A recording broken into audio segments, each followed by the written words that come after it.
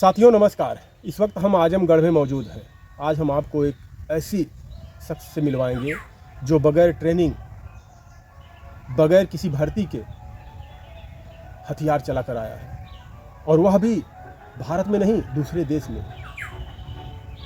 मैं आजमगढ़ में मौजूद हूँ। आजमगढ़ और मऊ को मिलाकर तकरीबन यहाँ से बताया जा रहा है 13 लोग गए हुए थे रूस। अब रूस ये लोग कैसे पहुँचे? आप लोगों को पता होगा कि रूस और यूक्रेन के बीच युद्ध चल रहा वहाँ पे, और ये इनको एजेंट द्वारा झांसे में देकर, पैसे के झांसे, अच्छी सैलरी का झांसा देकर वहाँ पर भेज दिया जाता है रूस में। और वहाँ दोनों देशों के बीच में युद्ध चल रहा है, और वहाँ जाके आजमगढ़ और मऊ के और कहीं कहीं के तो गए होंगे वहाँ पे, बताया जा रहा काफ़ी लोग वहाँ पर गए थे, वहाँ पर जाकर फंस जाते हैं। इनको वहाँ पर ट्रेनिंग दी जाती है, और रूस ट्रेनिंग देता है और भेज देता है यूक्रेन के सामने, खड़ा कर देता है वहाँ के जवानों को कि जाइए आप लोग लड़िए। अब आप समझ सकते हैं वो मंजर क्या रहा होगा जब हमारे देश के ऐसे लोग जिन्होंने कभी हथियार देखा ही नहीं, उनको इस तरीके से रॉकेट, मिसाइल और बम के सामने खड़ा कर दिया गया, गन मशीनें दे दी गई कि आप लोग इसको चलाइए। कैसा उनके दिल में उस समय क्या रहा होगा। ऐसे सख्त राकेश यादव हमारे साथ है, जो वहाँ से किसी तरीके से इनकी जान बची है और वहाँ से वापस आए हुए हैं। सुनिए इनकी कहानी। आप सुनेंगे तो आप सोचने पर मजबूर हो जाएंगे कि क्या जो हमारे देश के गरीब मजदूर किसी देश में कमाने जाते हैं, उनके साथ इस तरीके से व्यवहार किया जाता है। भैया आपका नाम, जैसा हमने बताया, राकेश यादव ही है। मेरा नाम राकेश यादव जी। हमें पहले बताइए, आपको जो भी देख रहे हैं, शासन प्रशासन के लोग या भी जो लोग देख रहे हैं, हमारे देश के नागरिक जो देख रहे हैं, आप शुरू से बताइए सारी बात कि आप यूक्रेन पहुँचे कैसे। मेरा नाम राकेश यादव है। ग्राम भीमसेनपुर का रहने वाला हूँ, जो कि मेरा थाना रानी की सराय पड़ेगा। तो जैसे कि हमारे घर पे एक विनोद नाम के व्यक्ति आए थे, जो उनसे थोड़ी मेरी बनती थी। तो उन्होंने कहा कि भाई रसिया में जो कि गार्ड की नौकरी है और अच्छी सैलरी है, क्या आप चलोगे? तो मैंने कहा कि भैया अगर आप चलेंगे तभी मैं जाऊंगा। तो उन्होंने कहा कि नहीं भाई, मैं साथ में ही चलूँगा। तो मैंने कहा ठीक है। तो हम लोगों को यूक्रेन रसिया लेकर गए थे, रूस में। तो जब हम लोग रूस अच्छा, कब यहाँ से गए, कितने तारीख को? हम यहाँ से 16 जनवरी को गए थे 2024 में। 16 जनवरी 2024 जी। उसके बाद में हम लोगों को दिल्ली से फ़्लाइट हुई, जो कि बाकू से फिर जो कि क्या बोलते हैं उसको, कोई रहा होगा एयरपोर्ट, नहीं ध्यान आ रहा है। हाँ, जो कि संत पीटरबर्ग, हम लोग यहाँ से संत पीटरबर्ग गए थे।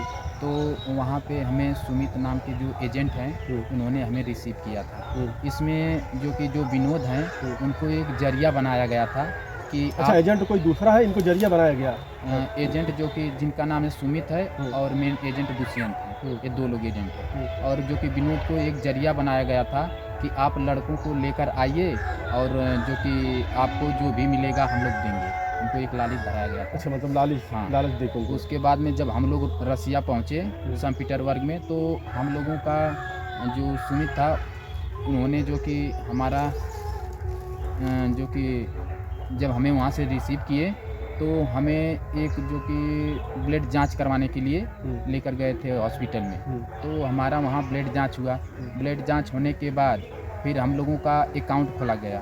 अकाउंट खोलने के बाद जो हमारा पासपोर्ट पे जो हमारा जन्म तिथि है, वही अकाउंट नंबर डाला गया था। उसके बाद जो पिन कोड होता है ना, वही पिन कोड डाला गया था। तो उसके बाद में उन्होंने एक हमारा वीडियो भी बनाया था। उन्होंने कहा था कि आप ये कहकर बोलिए वीडियो में कि हम अपने स्वेच्छा से अपना ATM कार्ड सुमित भाई को दे रहे हैं, जो हमारे पैसा हमारा निकाल कर हमारे घर पर भेजेंगे, जो कि अब तक सिर्फ 40,000 रुपये ही भेजे हैं।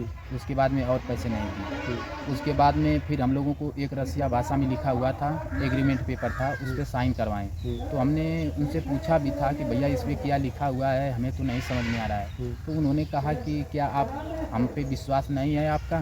तो हम लोगों ने उनके विश्वास पे साइन कर दिया। साइन करने के बाद फिर उन्होंने कहा कि अब आप लोगों को लेकर आगे जाएंगे ट्रेनिंग के लिए। तो उसके बाद में हमें 15 दिन की ट्रेनिंग के लिए आगे भेज दिए। अच्छा, ट्रेनिंग किस चीज़ की दे रहे थे? तो जो आर्मी का वही आर्मी बटालियन में हम लोगों को ट्रेनिंग दिया जा रहा है। और आप लोगों को यहाँ से लेकर किस लिए गए थे? हम लोगों को यहाँ पर बोला गया था कि आपको गार्ड की नौकरी है। गार्ड की नौकरी के लिए। हाँ। तो आप लोग वहाँ पे नहीं बोले कि हम लोग कैसे यहाँ पे ट्रेनिंग हम लोग को दी जा रही है? उन्होंने कहा था कि आपकी गार्ड की नौकरी है तो आपको 15 दिन की ट्रेनिंग लेनी पड़ेगी। जैसे अच्छा। जैसे कि खुदा न खास अगर कुछ हो जाए तो आप लड़ सकें। हमें यही अच्छा, बोला ये गया। बहाना करके आपको ट्रेनिंग दी गई? हाँ। हाँ। तो हम लोग फिर ट्रेनिंग के लिए जब गए 15 दिन की, 15 दिन की ट्रेनिंग में यही रॉकेट चलाना, तरह तरह के हथियार चलाना हमें सिखाया जैसे गया। रॉकेट और AK-12 हुआ, बम फेंकना, ग्रेनाइट जो बम होता है वो फेंकने के लिए, और तमाम सारा हथियार था, उसका नाम मुझे नहीं पता है। अगर मुझे उसको जब मैं देखूंगा तो उसको मैं चला लूँगा वो हथियार को। हाँ, जितना हथियार मैं चलाया हूँ, तो सिर्फ नाम ही नहीं पता है, बाकी टोटल हथियार मैं चला लेता हूँ। तो उसके बाद में जब हम लोग ट्रेनिंग के लिए जा रहे थे तो हमारे अकाउंट में 1,95,000 रुपये आया था। अच्छा, ये यूक्रेन सरकार द्वारा वहाँ से दी नहीं गई नहीं, थी? रसिया, रूस द्वारा। अच्छा, रूस की तरफ से। हाँ। तो उसके बाद में जो कि फिर 2 दिन बाद 5,05,000 आया। तो जब हम लोग ट्रेनिंग में पहुँचे, उसके बाद में फिर जो 15 दिन की हमारी ट्रेनिंग हो चुकी थी, तो उन्होंने कहा कि आपको यूक्रेन भेजा जा रहा है। तो हमने मना कर दिया उनको कि यूक्रेन हम क्यों जाएंगे, हमें तो यहाँ गार्ड की नौकरी के लिए भेजा गया है। तो उसके बाद में एक रसियन था जो कि उनसे मेरी थोड़ा बनती थी, तो मैंने उनसे कहा, तो उन्होंने कहा भाई देखो आपके साथ धोखा हुआ है। तो मैंने कहा कैसा धोखा? तो हम लोग भाषा समझ नहीं पाते थे, तो मोबाइल से जैसे हम लोग हिंदी में बोलते थे ट्रांसलेट कर तो लेते थे। हाँ। तो उसके बाद में उन्होंने बोला कि देखो भाई आपको बेच दिया गया है, तो हमने विश्वास नहीं किया उनकी बातों पे। तो उसके बाद में फिर जब हम मना किए तो 2-3 लोग मारने लगे। उसके बाद में फिर गाड़ी में हमें अच्छा, आप बैठा लोग दिया। मना किए तो आप लोग को वहाँ पे मारने लगे वो लोग? हम लोगों को वहाँ पे टॉर्चर भी करते थे वो लोग। उसके बाद में फिर हमें यूक्रेन जब लेकर गए तो वहाँ पे 1-2 महीने यही बंकर का काम और बंकर बनाना, यही सब काम करवाए कि इन लोगों को विश्वास हो जाए कि हम लोगों को यही काम करवाया जाएगा। तो जो कि फिर उन्होंने कहा कि अब आप आगे जा रहे हो, तो हमने कहा क्या काम है? तो उन्होंने कहा बस आप लोगों से यही काम करवाया जाएगा, और किसी ने नहीं बताया कि आपको यूक्रेन बॉर्डर पे भेज रहे हैं लड़ने के लिए। तो उसके बाद में फिर जो कि जब हमने फिर मना किया तो वहाँ पर फिर 2-3 लोग मारने लगे, और जब एक को मारोगे तो सारे लोग गाड़ी में चढ़ जाते थे। तो उसके बाद में वहाँ पर सबसे ज़्यादा मैं ही मार खाया हूँ। उसके बाद में जो कि फिर हम लोग गाड़ी में बैठ गए, तो फिर वहाँ से हमें आगे लेकर गए, एक सुदोहा गांव है जो कि यूक्रेन का हिस्सा था पहले, अब रसिया का हिस्सा है। तो उसके बाद में फिर वहाँ पे हमें 1 हफ्ता रोका गया। जो हमारे साथी थे वो 24 अप्रैल को उनको वार में लेकर चले गए, जहाँ पर लड़ाई चल रही थी। उसके बाद में 1 हफ्ते बाद हमें लोग लेकर गए, हम जैसे कि अरविंद कुमार और मैं राकेश यादव, हम दोनों को लेकर गए। तो जब मैंने मना किया तो फिर वही लोग चालू कर दिए मारना पीटना। फिर मैं गाड़ी में बैठ गया। बस उसके बाद में जब हम मेन फ्रंट पे पहुँचे, तो जब वहाँ पहुँचे तो उसके बाद में हमें वहाँ पर उतारे, और रात में गए थे हम लोग। अच्छा, रात में लेके गए हाँ, थे? हम लोगों को ये नहीं पता था कि किधर यूक्रेन है किधर रसिया है, ये भी नहीं पता था रात में। कुछ तो कैसे पता चलेगा रात हाँ, में? उसके बाद में वहाँ पर उतारे, बाकी जो लोग घायल थे गाड़ी में बैठे और तुरंत गाड़ी वापस चली आई।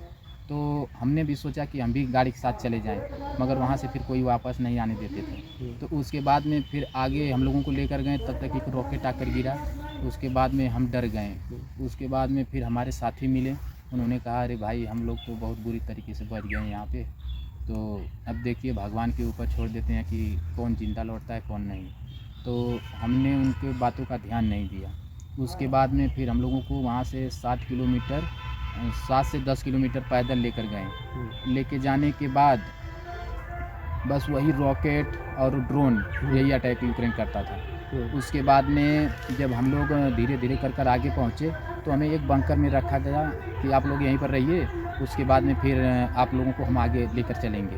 तो हमने कहा कि मैं नहीं जाऊंगा, क्योंकि वहाँ जाने से पहले हम लोगों का पासपोर्ट छीन लिया गया था और मोबाइल भी छीन ली गई थी कि ये लोग वहाँ से किसी से कांटेक्ट न कर पाएँ। उसके बाद में जो कि फिर वहाँ पे जैसे एक कमांडर था, चोटिल हो गया था, उसको हमें बोला गया था कि उसको लाना है। उसके बाद में अच्छा, वो लड़ाई में वो चोटिल हो गया तो आपको भेजा जा रहा था ले आओ वहाँ से? जैसे कि वहाँ पे चाहे श्रीलंका वाले हों, चाहे इंडियन वाले हों, चाहे अफ्रीका वाले हों, मतलब कोई भी अदर कंट्री के हों, तो वो लोग जानते थे कि उनको लाने में हमें खतरा है, तो अदर देश के लड़कों को ही भेजते थे कि उनको उठाकर लाया जाए।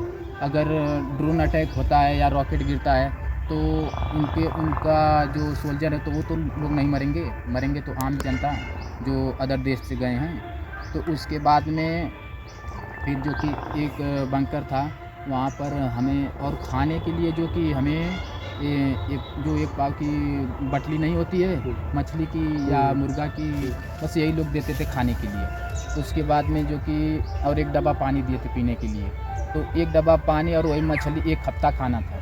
उसी को खाओ और पियो, बस उसी में पड़े रहो और लड़ाई लड़ो। उसके बाद में जो कि मैं वहाँ पे 1-2 बार सुसाइड करने की कोशिश भी किया था।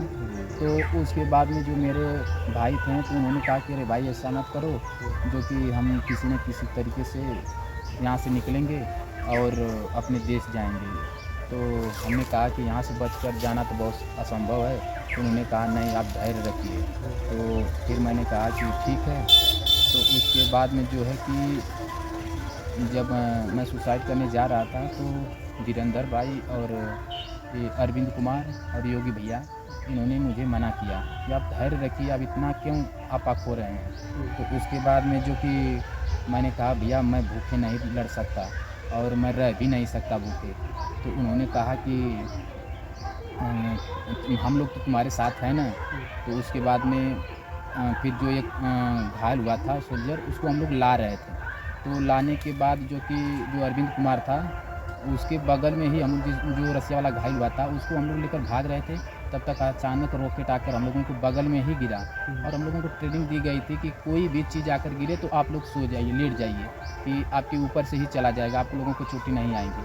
तो उसके बाद में जो कि अरविंद कुमार था उसको ओठ पे लगा था उसका छर्रा जो है, और वो ओठ निकल गया था।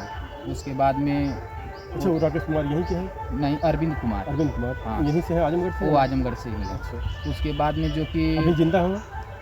अभी तो ये कहा नहीं जा सकता क्योंकि लोग मिसिंग कर रहे हैं। मिसिंग का मतलब ये होता है कि 95% वो नहीं है और 5% होने का चांस है, तो यूक्रेन वाले बंदी बना सकते हैं। अच्छा, फिर जब आप लोग को ट्रेनिंग दिया गया कि कोई भी अगर ऐसे हथियार गिरता है तो आप लोग सो जाइएगा, उसके बाद आप लोग वहाँ सो गए जब गिरा रॉकेट? जब रॉकेट गिरा तो हम लोग सो गए और जो अरविंद कुमार था उस सोने में थोड़ा लेट कर दिए, उनका वो ठीक कट कर निकल गया था तो उनको हॉस्पिटल भेज दिया गया था। तो उसके बाद में वो जब हॉस्पिटल चले आए थे तो वहाँ पर हम लोग फिर 2-3 दिन रहे। रहने के बाद हमें एक बंकर में छोड़ दिया गया। तो हमने सुसाइड करने की कोशिश फिर दोबारा किया, तो फिर हमारे बच्चों की याद आ जाती थी और फिर मैं गन अपना हटा लेता था। उसके बाद में 3 दिन हम भूखे प्यासे उसी में पड़े रहे। अच्छा, कौन सी गन आपको दिया था जो लेके हमेशा चलते थे? AK-12 दिया गया था। AK-12 वहाँ का कोई मशीन होगी? हाँ। उसके बाद में AK-12 दिया गया था, तो उसको लेकर जैसे कि हम लोग जहाँ जाते थे उसी को लेकर जाते थे। तो उसके बाद में जब हमें एक कमांडर गया लाने के लिए तो उन्होंने कहा कि राकेश आप चलो। तो मैंने वहाँ पे वो जो लाने गया था उनके साथ आया। उसके बाद में मेरे दोस्तों से मुझे मुलाकात हुई। उन्होंने कहा कि फिर एक कमांडर आकर वही कमांडर बोला कि आपको एक आगे कमांडर चोटिल हो गया है, उसको आपको लेकर आना है। तो हम लोग 8 लोग गए थे लाने के लिए। जब हम लोग 8 लोग वहाँ से ला रहे थे, लेकर भाग रहे थे, तो अचानक हमारे तरफ से जैसे कि यूक्रेन की तरफ से ड्रोन अटैक हो गया और हम लोग चारों तरफ से घिर गए थे। तो घिरने के बाद उसके बाद में जो कि हमारे साथी जो धीरेंद्र भाई थे उन्होंने कहा कि ये यूक्रेनी ड्रोन है। तो हमने विश्वास नहीं किया। तो उन्होंने कहा नहीं देखो उसके नीचे एक ग्रेनाइट बम बना हुआ है। तो हमने देखा तो हमारे तले से पैर से ज़मीन ही खिसक गई कि अब तो हम लोग बचकर नहीं जा सकते। उसके बाद में फिर मुझे ग्रेनाइट बम से मेरे बगल में ही आकर फटा और जो कि मुझे चोटें यहाँ पर आ गई हैं। अच्छा, जो कि यहाँ से पूरा फट गया, आप लोग देख सकते हैं यहाँ से पूरा टाँके लगे हुए, यहाँ तक पूरा ये मतलब यहाँ से पूरा घायल हो गया। हाँ, जो कि अभी तक मेरा हाथ भी नहीं काम करता है, भारी काम मैं नहीं कर पाता हूँ। तो उसके बाद में जो कि फिर जो कि जब मैं जब मुझे चोटें लग गई तो मुझे पीछे लाया गया। पीछे जब लाया गया तो मुझे हॉस्पिटल में भेज दिया गया। तो मेरे साथी लोग ने कहा था कि भाई देखो, अगर जो भी पहले इंडिया पहुंचेगा तो वो सरकार से गुहार लगाएगा कि हमारे जितने भी भारतीय फंसे हुए हैं उनको सबको वापस बुला लिया जाए। तो मैंने कहा कि ठीक है। तो मैं थोड़ी जानता था कि मैं ही आऊँगा पहले। तो अब भगवान की दुआ है कि मैं किसी न किसी तरीके से वापस चला आया हूँ। तो उसके बाद में जब मैं हॉस्पिटल में आया तो मुझे 7 हॉस्पिटल में ट्रांसफ़र किया गया था। तो उसके बाद में जो दुष्यंत हैं, तो दुष्यंत से हमारी बात भी हुई थी। हमने कहा भैया ये हमारे साथ क्या हो रहा है? उन्होंने कहा कि आप घबराइए मत, मैं मास्को में हमारा वकील से बात हो रही है, आप लोगों को जल्द ही निकाल लिया जाएगा। तो जब जैसे कि अरविंद कुमार भी आए थे हॉस्पिटल में और धीरेंद्र भी आए थे हॉस्पिटल में, तो उनको जो कि जब दोबारा फिर उनको लेकर जा रहे थे तो हमने कहा कि भैया उनको तो दोबारा लेकर जा रहे हैं। तो उन्होंने कहा कि नहीं भाई आप मत घबराइए, किसी को नहीं लेकर जाएंगे। अच्छा, दोबारा ईद के लिए ले जा रहे हैं? हाँ, दोबारा एक बार चोट लग गई थी तो दोबारा लेकर जा रहे थे। तो उन्होंने मोबाइल बंद कर दिया। उसके बाद में हमारी नहीं बात हो रही थी तो हम लोग आपस में ही रो कर अपनी बातें कर लेते थे कि चलिए भैया अब थोड़ा अपना ध्यान दीजिएगा और बच कर रहिएगा। तो उन्होंने कहा कि चलो भाई अब जो होगा सो देखा जाएगा, भगवान के ऊपर है। तो उसके बाद में जो कि जब मैं हॉस्पिटल में फिर आया तो और जिसको जिसको चोट लग जाती थी उसके अकाउंट में 30 लाख रुपए सरकार देती थी वहाँ की। अच्छा। तो मैंने उनको दुष्यंत को बताया भी था कि भैया मेरे अकाउंट में 30 लाख रुपए आए हैं, तो ये मेरे घर पे कैसे पहुँचेंगे? तो उन्होंने कहा था कि आप मत घबराइए, आप जो कि अपना अकाउंट नंबर भेज दीजिए और मैं पैसे निकाल कर आपके घर भेज दे रहा हूँ। और सुमित भाई कहीं गए हुए हैं, वो आ रहे हैं तो आपके अकाउंट में पैसे डलवा दूँगा। तो मैंने कहा ठीक है। उसके बाद में मेरा 10 जुलाई को मेरे अकाउंट में पैसे आए थे। हाँ, 10 जुलाई को। तो उन्होंने कहा कि ठीक है, जब सारा पैसा निकाल लिया तो उसके बाद में मेरा नंबर ब्लैक लिस्ट में डाल दिया। तो ये दुष्यंत है कहाँ का? ये दुष्यंत तो मुझे नहीं पता, उनका संत पीटरबर्ग में कोई होटल चलता है। हाँ। इससे कैसे आपकी मुलाकात हो गई थी? जैसे कि यहाँ से हमें जो कि विनोद भाई थे, जो विनोद ने भेजा आपको वहाँ? नहीं, विनोद भी साथ में गए थे। अच्छा। वो भी साथ में वहाँ पर अच्छा, बजे इसे हुए। वहाँ रूस में ही इससे संपर्क हुआ? हाँ, जैसे कि वो रूस में एक बार रिटर्न थे विनोद यादव। तो विनोद यादव को तो एक जरिया बनाया गया था ना, मोहरा बनाया गया उनको। बस उनकी आप लड़के लाइए। और जो कि तो उन्होंने अपने जीजा को भी लेकर गए थे, जो कि उनके जीजा की डेथ हो चुकी है अच्छा। यूक्रेन वार में। तो जो कि फिर उन्होंने जब मेरा नंबर ब्लैक लिस्ट में डाल दिया तो मैंने सुना था कि कोई एक एमबीसी होती है। तो मुझे एमबीसी के बारे में कुछ भी नहीं पता था कि एमबीसी भी कोई होती है।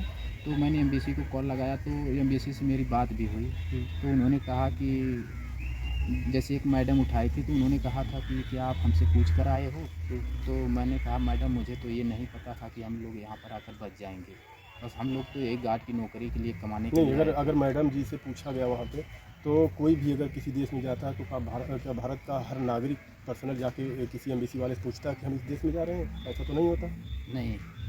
अच्छा, एक चीज़ हमें बताइए, वहाँ पर आप लोगों को जितने लोग थे वहाँ पर उसमें आप भी थे, तो कौन कौन से हथियार आपको वहाँ पे चलवाया जा रहा था युद्ध में भेजकर? जैसे कि AK-12 हो गया और ग्रेनाइट हो गया और बहुत से सारे हथियार थे जिसका नाम मुझे नहीं पता था। ये रॉकेट हो गया वगैरह, यही सब था। 15 दिन की ट्रेनिंग में सब सीख गए आप लोग? नहीं, हम लोग यहाँ से वार में जाने के बाद ही सीखे थे चलाना वलाना। अच्छा। हाँ। मतलब वहाँ से सीधे वार में भेज दिया आपको युद्ध लड़ने के लिए, वहीं पे सीखे? हाँ, वहीं पर। अब जान जोखिम में पड़ गई तो सीखना पड़ेगा ना। अच्छा, यहाँ पर अगर गवर्नमेंट आप लोगों को ऐसे कहीं पर भर्ती कर दे आपको, चाहे सेना में कहीं भी, तो क्या आप लोग सारे हथियार जानते चला लेंगे?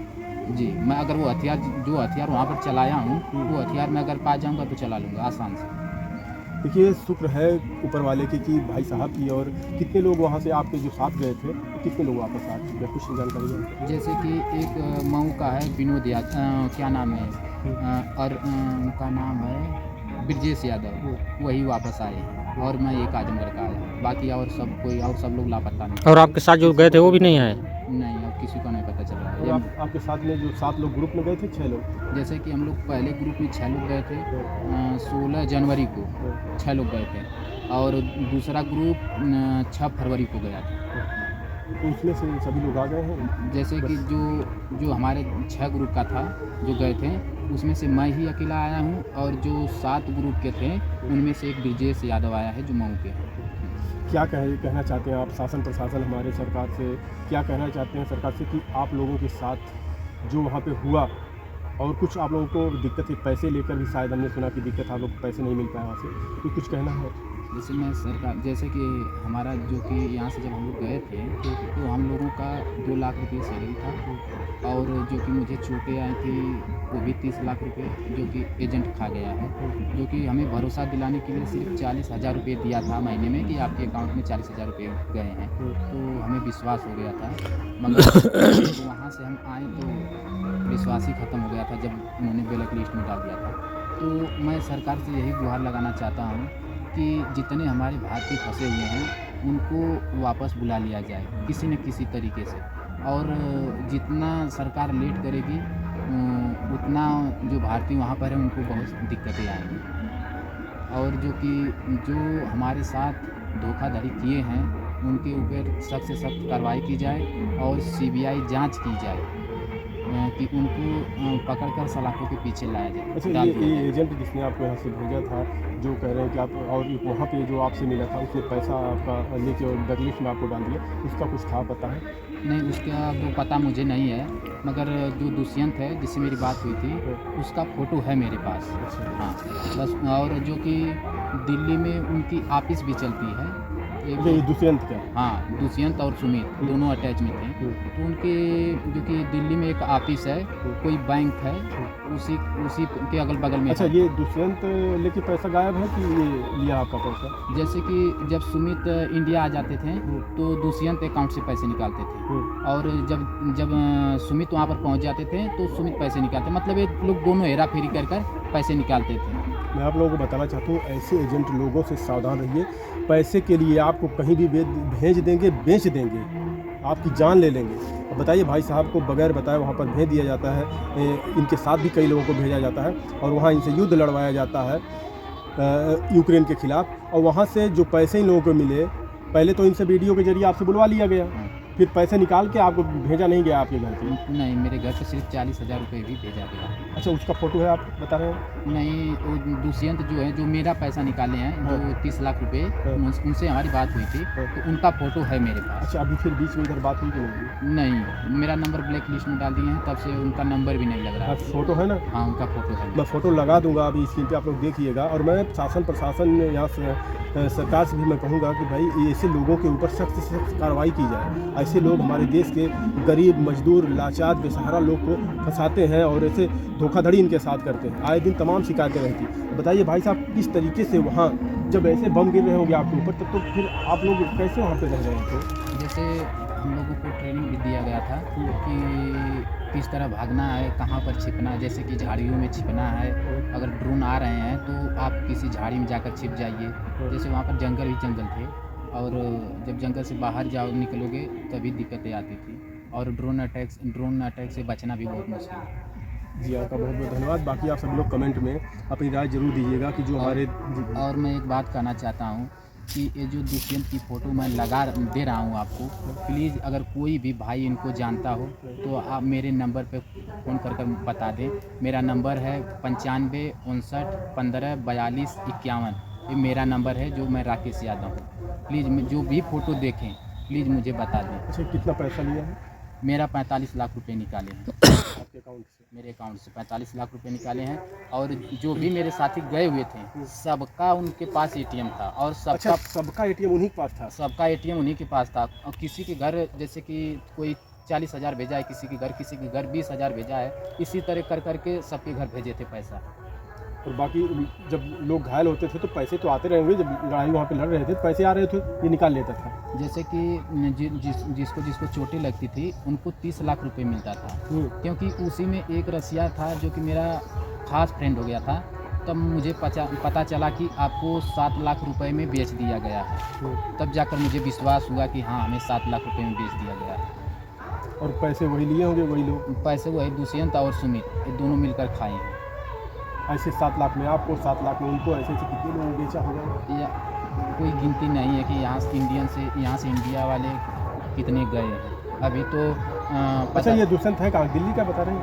ये दिल्ली का कि पंजाब का, यहीं से कहीं का है। उसका नंबर भी मेरे पास है। अच्छा, जैसे कि उनको मैं उनके घर भी नहीं देखा हूँ, और जो कि सुमित का भी नहीं, दुष्यंत का भी नहीं। अच्छा, यहाँ कहीं पे आप प्रशासन को या कहीं पे जाकर उसके खिलाफ कुछ FIR किया, फोटो दिखाया कि इस व्यक्ति ने मेरे साथ ऐसे धोखाधड़ी किया है, मुझे यूक्रेन भेजा और वहाँ पे हमें ऐसे ऐसे हमारे साथ किया है, कहीं आप थाने नहीं गए थे?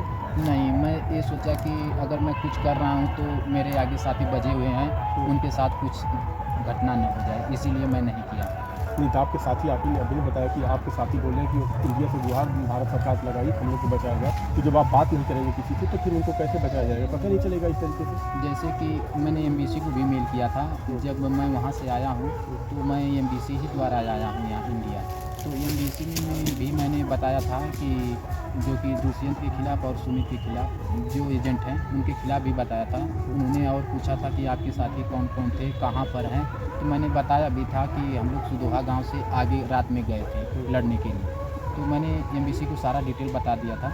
तो MBC ने भी कहा था कि धैर्य रखिए, जो कि जल्द ही कार्रवाई की देखिए जाएगी। वहाँ पे वो लोग जिंदा है कि नहीं है कुछ पता लता उनका नहीं है, लेकिन जो आप लोगों के साथ हुआ, आप शिकायत करिए ना जाके, आप बताइए है कि शासन प्रशासन से आप जाइए, बताइए कि ऐसे ऐसे हमारे साथ हुआ है और हमारे लोग वहाँ फंसे हुए हैं। कैसे फिर आप उन लोगों को बचाने की, जब उन्होंने कहा कि हमारी भाई बात वहाँ करिए सरकार से कि हमें बचाया जाए। जो कि देखिए, मैं तो सिर्फ मीडिया के ही द्वारा सबको सूचित कर रहा हूँ। जैसे कि प्रशासन, हमारे PM मोदी जी हो गए और योगी जी हो गए। मैं बस सबसे यही गुजारिश करूँगा कि जितने मेरे भारतीय फंसे हुए हैं उनको जल्द से जल्द वापस बुला लिया जाए, और जो क्या नाम है कि दुष्यंत और सुमित हैं उनके ऊपर कार्रवाई की जाए, और जो हमारा पैसा है, जो हक का हमारा पैसा, वो हमें दिया जाए। जी, आपका बहुत बहुत धन्यवाद। बाकी आप सभी लोग कमेंट में ज़रूर लिखिएगा, क्या किसी देश को, किसी देश के नागरिक के साथ ऐसा करना चाहिए? धन्यवाद।